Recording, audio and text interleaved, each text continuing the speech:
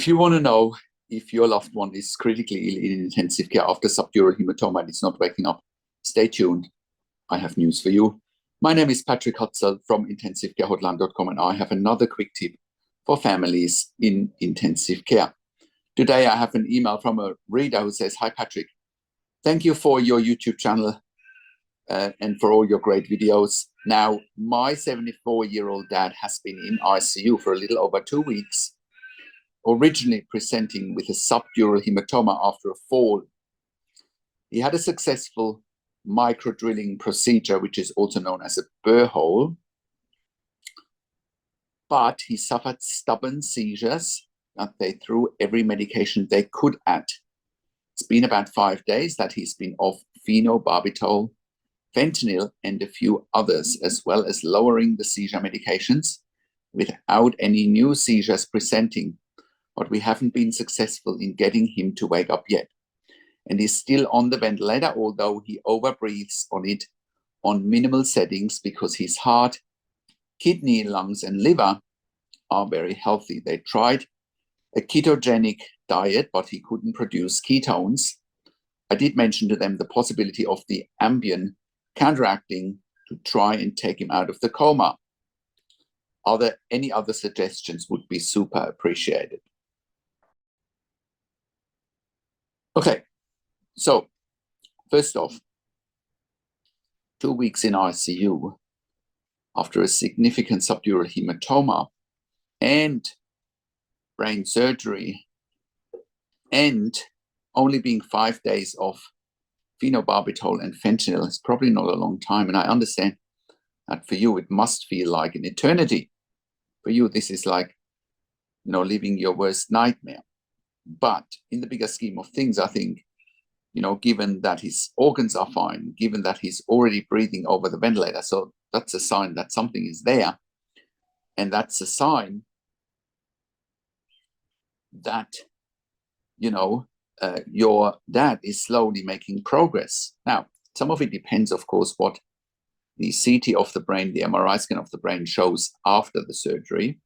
And you should absolutely talk to the neurosurgeon and also neurologist in terms of what they are expecting. Also, because he's been on phenobarbital, that is one of the strongest sedatives when it comes to neurological conditions in particular, right? It's sort of the last sedative you use when someone can't be properly sedated, i.e. is having seizures. So you absolutely have to give it some time for him to wake up. Now, what is also important here is that, it's slowly getting stimulated, slowly, like with physical therapy, movement therapy, does he need a tracheostomy? You're saying he's been ventilated for about 2 weeks. So the question here is also, does he need a tracheostomy? He can't come off the ventilator yet. Now, ideally, he won't need a tracheostomy and he can just be extubated. But if he's over 2 weeks of being ventilated with a breathing tube and he's not ready to come off the ventilator because he had to be sedated for so long, then you absolutely need to start thinking about it. And the ICU team needs to absolutely think about a tracheostomy here, right? It's easier for him to tolerate mechanical ventilation. It's also often easier to come off the ventilator once patients have a tracheostomy. Now, that might sound counterintuitive if you haven't done any research about a tracheostomy, what it does, but it most likely will help to get him off the ventilator. It's much easier to tolerate, and it's much easier to take someone on and off the ventilator whilst they're getting ready to be weaned off the ventilator, right? In terms of the diet, I cannot comment on that. I am not a dietitian, but you should absolutely talk to the dietitian there in ICU and see what they think might be best to help your dad in the recovery process, right? And see what they suggest. Also, have a look at what anti-seizure medications he's on. Now, if he's still seizing, he will need them, but keep in mind that anti-seizure medications such as Keppra, phenytoin, Vimpat, they all have some sedative effect, so that might also contribute to your dad not waking up yet. So please keep all of that in mind.